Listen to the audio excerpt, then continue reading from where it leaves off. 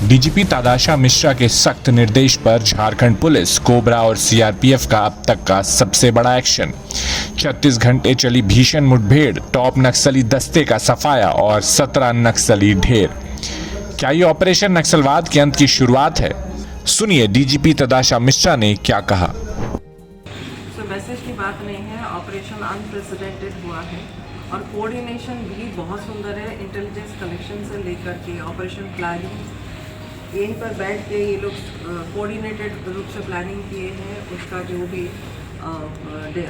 Situations है उसको ये लोग असेस किया है और उसके बाद प्लानिंग करके ये कोऑर्डिनेटेड एफर्ट का ये नतीजा है। बहुत सुंदर प्लानिंग हुआ है, बहुत सुंदर एग्जीक्यूशन हुआ है, इसमें कोई दो मत नहीं है। यह ऐतिहासिक है और इसमें यही एक मैसेज है कि लोग हिंसा का पथ को छोड़ें और डेवलपमेंट से जुड़ें, विकास से जुड़ें। इसके लिए पुलिस भी आगे बढ़े और सिविल एडमिनिस्ट्रेशन भी जुड़े। और मुख्यमंत्री भी चाहते हैं कि हम लोग का जो जो एरिया से नक्सल मुक्त हो रहे हैं उसमें भी हम लोग विकास का कार्य करें। ये हम लोगों का प्लानिंग का भी एक हिस्सा है।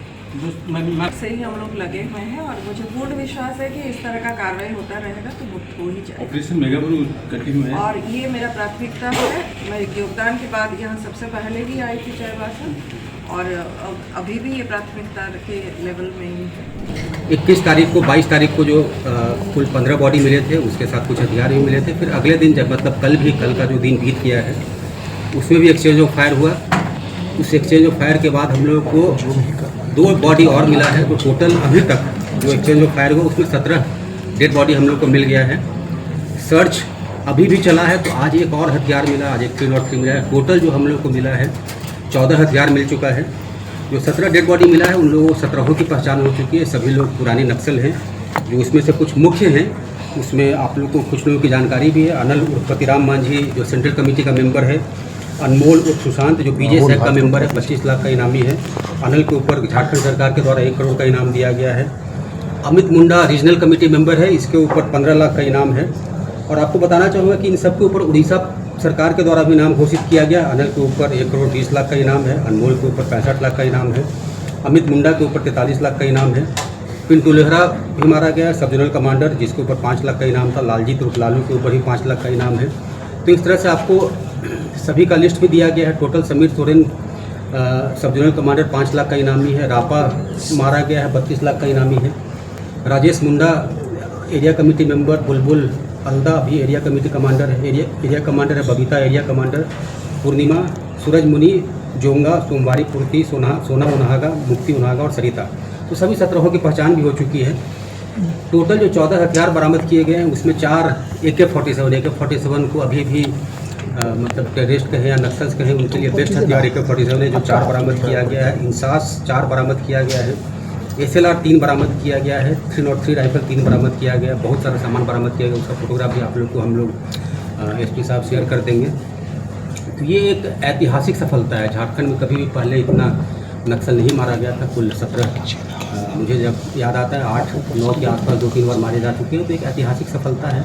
और जो हम लोग को टास्क दिया गया है डीजी मैडम के नेतृत्व में, हम लोग उस टास्क को कर रहे हैं। और हम लोग का जो गोल है कि मार्च तक हम लोग नक्सल ख़त्म कर लेंगे। अगर सिर्फ चाईबासा की बात करते हैं तो चाईबासा में इस एनकाउंटर से पहले 65 के आसपास नक्सल थे। सारंडा में ही सारे हैं और 65 में से 17-18 के आसपास अभी कम हो जाएंगे, तो बिलो 50 आ जाएगा। हम लोग लगातार प्रयासरत हैं। आज एक बैठक भी मैडम के नेतृत्व में की गई, तो उसमें हम लोग भविष्य की रणनीति इस एनकाउंटर के बाद कैसे क्या करके जल्दी से जल्दी हम लोग ख़त्म कर पाएँ, इसकी भी रणनीति बना रहे हैं। इसके अलावा जो इम्पोर्टेंट ये है कि जो नक्सल्स बचे रह गए हैं उसमें से एक अभी भी बहुत इम्पोर्टेंट है। एक नक्सल 1 करोड़ का इनामी सेंट्रल कमेटी मेंबर। कुल जो नक्सल बचे रह गए उसमें अब एक ही झारखंड में पिछले साल और इस साल का मिलाया जाए तो पिछले 1 साल में 4 जो सेंट्रल कमेटी मेंबर थे उसमें से हम लोगों ने 3 को न्यूट्रलाइज़ कर दिया है। 3 मारा जा चुका है। एक अनिल अभी मारा गया। उसके अलावा जो 2 मारा गया था, आपको याद होगा अप्रैल में मारा गया था विवेक बोकारो में। उस समय IG ऑप्स जो है IG बोकारो हुआ करते थे। उसके अलावा एक सहदेव सोरेन मारा गया, वो भी 1 करोड़ का इनामी था। तो अगर पूरे स्टेट का भी परिप्रेक्ष्य में हम लोग देखते हो तो अब सिर्फ एक ही सेंट्रल कमेटी मेंबर झारखंड में बचा रह गया है। बाकी एरिया की अगर हम लोग बात कीजिएगा तो बहुत ज़्यादा लोग नहीं बचे रह गए हैं। पलामू में 3 बचे रह गए नक्सल, चतरा में 4 हैं, अगर हजारीबाग की बात करते हैं तो 2 है। तो इस तरह से लोहरदगा लातेहार में 5 है, तो इतने ही अब बचे रह गए। यहाँ को छोड़िएगा तो कुल मतलब 15 लोग ही पूरे झारखंड में बचे रह गए, छत्तीसगढ़ झारखंड को छोड़ के। टोटल 65 के आसपास नक्सल पूरे झारखंड में अभी बचे रह जाते हैं। इस एनकाउंटर से इम्पॉर्टेंट ये भी है कि जो भी ये नक्सल थे, इसका एक मेजर ग्रुप उड़ीसा में भी जाकर बीच बीच में ऑपरेट करता था। तो उड़ीसा का भी जो झारखंड के बॉर्डर वाला क्षेत्र है, वो उड़ीसा का भी पूरा का पूरा एरिया नक्सल फ्री मान सकते हैं। अनमोल वहाँ ज़्यादा था, रापा ज़्यादा था, वो लोग भी मारे गए हैं। तो एक तरह से पूरा का पूरा एरिया ही हमारा उड़ीसा का जो झारखंड के बॉर्डर है वही पूरा फ्री हो जाता है। तो हम लोग लगातार प्रयासरत हैं, मैडम के नेतृत्व में हम लोग लगातार काम कर रहे हैं।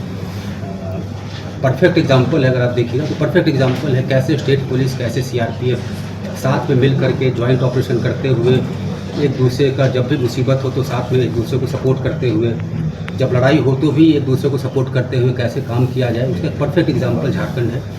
झारखंड के एग्जाम्पल को सभी जगह पूरे कंट्री में अलग अलग तरह के फोर्सेस, CRPF है, कोबरा है, झारखंड जगुआर है, स्टेट पुलिस से डिस्ट्रिक्ट पुलिस के लोग रहते हैं, कैसे सभी लोग मिल करके न सिर्फ सीनियर फॉर्मेशन में बल्कि जूनियर एक एक आदमी एक दूसरे के साथ मिल करके ऑपरेट कर रहा है। एक दूसरे के साथ जब मुसीबत होती है तो सब साथ में